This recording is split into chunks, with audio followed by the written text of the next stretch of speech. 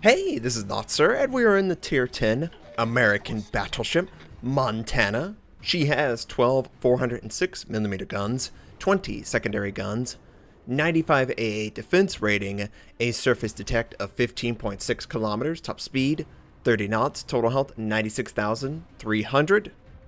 For my modules, reduced crit chance on main armament, faster turret traverse, improved main gun accuracy, reduce the chance of flood and fire, faster rudder shift, concealment. For my commander, situation awareness, faster turret traverse again, superintendent, and advanced firing training. We are on the map Hotspot, and yes, this is the Montana in 0.5.7. A percentage of you probably would have guessed that I would use my Iowa build, and that's exactly what we're trying to do. Obviously, I don't have concealment as introduced. I'm still working on my commander. An enemy gearing shows up, and I try and lead him just before the island gets in the way. So we fire maybe a little bit earlier than I would have liked.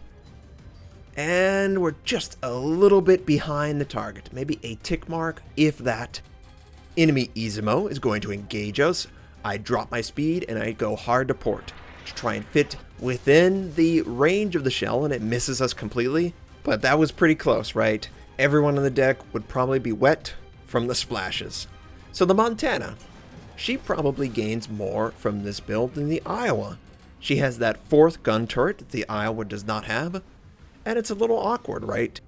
You only have 50% of your damage capability facing forward, whereas the Iowa has 66%, repeating of course, and you don't really need the last gun turret to maximize the strength of the Iowa, right?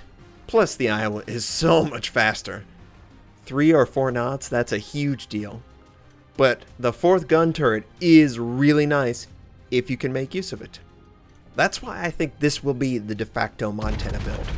It really is awesome to just swing your turrets back and forth, and you do get your access to the back gun. Now, I was trying to swing a kill on the Des Moines. He didn't take the bait. He didn't leave the safety of the island, so we unload everything, and he actually was backing up.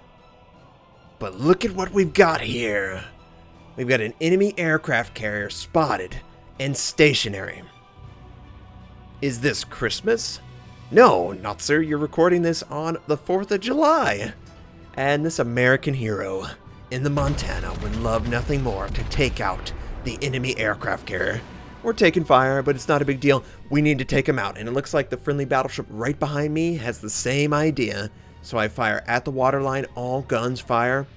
The friendly gets a lot of citadels. We get a lot of citadels, and he's barely alive. 3,400 health left. We did a massive amount of damage, but not enough. The aircraft carrier, you see propulsion kick in. He's trying to get out of the area fast as he can. And the Japanese aircraft carriers are about the speed of a cruiser, but he's not up to speed, so it's somewhere in between a US battleship and a cruiser. And I tried to lead him. I was hoping I would be able to hit him. Oh, we hit once! And it didn't kill him, obviously. You would see that. So close. The shell either it bounced off, did no damage, I don't know what, but he is alive when he should not be. That was a huge mistake by the aircraft carrier, and we just barely didn't have enough damage. If we were in the Yamato, maybe we could kill him. I don't know. I think we actually did really good damage. You don't really expect to do more than 40, 50,000 in a reasonable salvo. I've seen massive one-shots, and it takes a lot in a tier 10 match to get a massive one-shot, and that almost would have been. But we lead the enemy turrets in the direction he was headed, and we do pretty good there too. 11,000 points of damage, that's not bad. That's not bad at all. So far, this has worked out pretty well, right? She does play like the Iowa with this build. This build is great. It really does feel like the Americans finally get a build worthy of spending the time and investment to grind all the way up. And it is a grind for some. The speed is an issue for me, but the ships that you get, the North Carolina, the Iowa, the Montana, they are second to none to anyone, in my opinion. I really do enjoy the accuracy and the faster turret traverse. And once I get that concealment, it's going to be a while, But once I get that concealment on my Montana, she's going to be beautiful. I'm going to be this silent assassin that can one-shot out of the shadows and disappear again. And I just love that aspect of my builds. And yep, you aircraft carrier, you're so lucky. So what am I doing right now? You started out on the east and you're all the way out west. Well, I didn't like what I was seeing at sea. It was getting bogged down. There were a lot of enemy ships committing. It wasn't for me.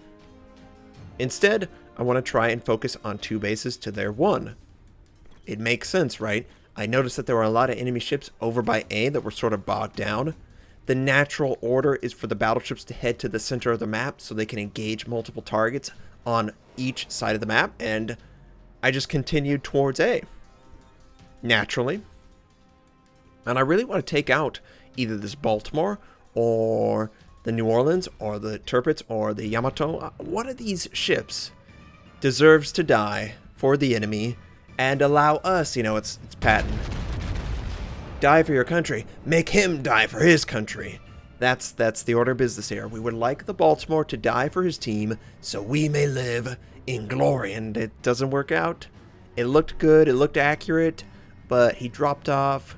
And I probably elevated the gun a little bit too much. But we could get a little crazy here. We could go forward. We've got escort. I feel pretty confident in my ship. We're pretty healthy. I would love to possibly take out the New Orleans, but wait a minute. Enemy battleship's coming, and it's the enemy's Yamato, and it's pretty unhealthy. He looks like he's going to head north, come around the island, show a perfect broadside, and I will be able to just penetrate his armor and do massive damage. All the guns are ready to go. You never notice the turrets traversing ever with this build, and it's lagging, and he dropped off. I tried to pull the trigger.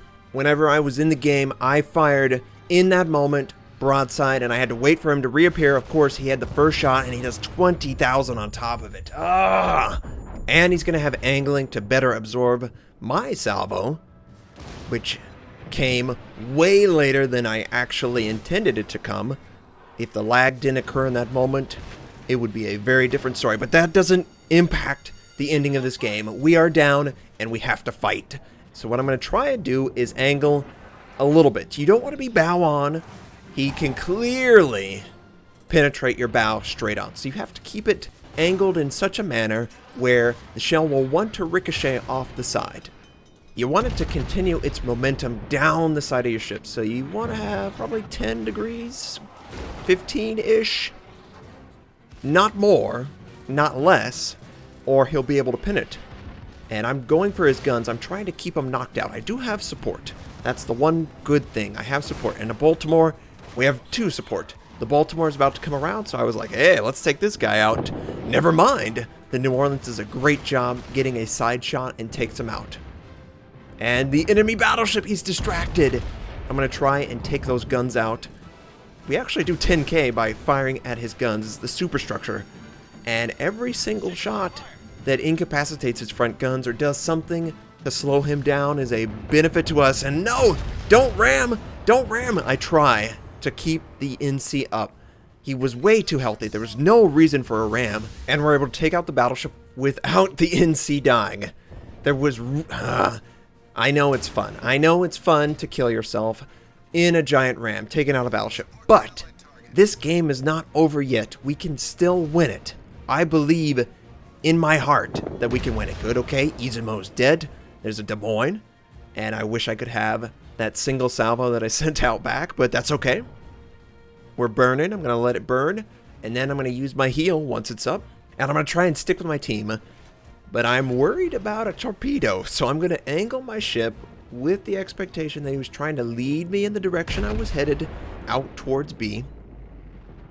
The friendlies are engaging, and they're leaving the capture, so every single time they leave or take damage, it drops off. So I'm sure they gave up at that point. And I'm just going to wait here to try and capture. And yep, here come the torpedoes. They're incoming. The enemy Izumo decides to fire on me. He does pretty good damage. So you know what? It doesn't matter now. Let's continue forward. Let's take out the Des Moines. I think the Des Moines is still alive behind the island. And we have plenty of ships that we can engage. And I'm holding my fire. I really do want to take the Des Moines out, but I think he's aware of me, and he's trying to keep the island in between his ship and my ship. The friendlies have to take him out. I'm trying my best to get over there as quickly as I can, but it's just not happening. He's just in that position where I can't touch him. And maybe I should try and fire on another target, but I don't want to let this guy live. We've already lost one friendly ship on this flank. I don't intend to lose another without... Yes, finally. Okay, good, good. The North Carolina is still alive. We have a New Orleans, a Tirpitz, and an Izumo who's firing on me. I'm trying to angle my ship. Slow down. Okay, that worked out. We had enough angling that he couldn't pin that much. And I engaged the New Orleans. We do 9,600. The North Carolina, he's got a massive amount of health. 116. Now he's finally defeated. It's just me over here. And this is not looking good. We've got to get a clutch shot here or there. There's 3 enemy ships ahead of me, and yep, here they come. More shots incoming. I'm trying to angle as best as I can. Turn harsh. Enemy New Orleans first. Lowest health target. We need a clutch shot here. Come on. Take this guy out. The accuracy's great. It looks good. Oh, yeah. Enemy cruiser taken out. We've got a Tirpitz now. Then we can work on the Izumo, and we have an island. Now, I can use this island to my advantage. I'm going to try and rush towards the island. The Izumo appears to be continuing to the western side of the map. If I can keep the island in between my ship and the Izumo, it will be 1v1. But in doing so, we have to get over there, right? The Tirpitz is showing a perfect broadside. Front guns are ready to go. Back guns are rotating. And we lead him in the direction. Get 14,000 points of damage. That works out pretty well. That turtleback armor doesn't protect very well when you have a perfect broadside to a tier 10 battleship. If he would just have better angling, this would be a lot harder for me. But I'm not complaining. We need this. We are behind. And my team have done a great job in taking out the other ships. It's basically these 2 ships and that destroyer in the southwest side of the map. Again, front guns fire. The back guns are basically in position just as the enemy Tirpitz dies. And looky there, we were able to keep the Izumo basically out of the latter part of that engagement because the island is in the way. So now we are going to pull a tactical Notser and stay behind the island, capture the base outright, protect ourselves from even the secondaries making contact with our ship. And we're going to see which way he goes. Is he going to go forward or back? Is he going to go left or right? Port, starboard. Where is he going to go? My guns are sort of facing to the starboard side, but I am pretty comfortable swapping it left to right. I just want to have the best opportunity to take him out, and I don't want to start the engagement until we have fully captured B. If I were to somehow die right now, the enemy team would have 2 bases to our 0, and that would be really bad. That could cover a lot of ship deaths, and the enemy destroyer could just outrun our friendly ships. Now, I do have a friendly battleship that's on my flank, but he is dealing with an enemy destroyer that is harassing him, being the annoyance that destroyers can only be. And which way are you going to go? I felt like he is going to try and commit to one island the opposite way I decide to go. So I figured, you know what, if I continue to back up, he is going to eventually show his side, and I can then penetrate his armor, and that's exactly what he ends up doing. This is a little bit too much angling on his part. Granted, I'm showing a little bit too much angling as well, and this is probably going to hurt. Ooh, not bad, not bad. Come on, use the back gun. We are showing a ton of angling, but we do get 13,000 out of that. Another 13,000, 27,000, that's not bad, and we have to reorient quickly. Gotta get bow on. We cannot afford to take too much damage. And I'm just being a little too aggressive, I think. I feel good about this angle. It's on the edge, right? It's on the edge, and he gets it. No, I'm trying to pin his front. But he's only fired 1 set. We're not able to really get enough damage, and it honestly does nothing there. I was definitely interpreting a ram, but that was probably incorrect. He probably was just trying to move forward to avoid the battleship on my team. This friendly Yamato. And speaking of the battleship, oh baby, he's got a perfect broadside on this guy. Any second now, you're just going to see the Izumo drop to nothing. And that's the power of the Yamato. You just can't afford to show your side for 1 second. And yep, there he goes, gone. How did I predict that, right? I mean, everyone should predict that. The caliber of the gun is just so massive. It really is a daunting challenge if you show your side to the battleship for 5, 10, 15 seconds. You really should not live after making a critical mistake like that. But now that we have B, we have 2 ships to the enemy's 1, and it appears that the enemy destroyer does not have line of sight, so we should take A as well. And in doing so, we're probably going to win the game. It didn't look like we had a chance, but a couple key ships, a couple key plays really did impact the match a ton, hiding behind that island. The Donskoi going to the north side of the map and taking out the ships that were going after the friendly aircraft carrier. This friendly Yamato, he was able to finish off targets of opportunity, and he is ready to go after this destroyer, wherever it is, kept that destroyer out of the fight. If I would have had to deal with torpedoes, I probably would not have survived long enough to even get 1 kill, let alone 2, and set up the 3rd.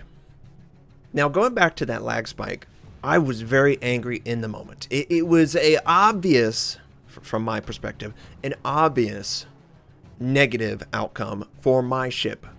I should have easily done way more damage, and he should not have done as much damage because I would be angling against his shot. Now, it's really easy to give into despair, especially when you have a lag spike, or your mouse is not tracking, or the battery dies, or you have PC issues. But you can't let it impact you past the moment. I play with a never give up, never surrender mentality, and I sort of lie to myself, oh, there is a chance to win the game. It keeps me motivated. I see how far I can take it, right? And if you don't play like that, you're never going to help a team come back or be a part of a team that comes back. These 2 players, plus my ship, really did outperform even the stated goal at the beginning of the match in order to help the team and ultimately win the game. 10 kills between those 3 ships. I got 3 kills. I did almost 160,000 points of damage. I earned 2,534 base XP. And there's the Donskoi and the Yamato. Everyone did a great job. Most of my damage came from AP. Not surprising, right? I hope that this was entertaining. I will be playing the Montana much more now that the modules have improved her power. I hope you enjoyed it. I hope you have a fantastic day, and I'll catch you next time.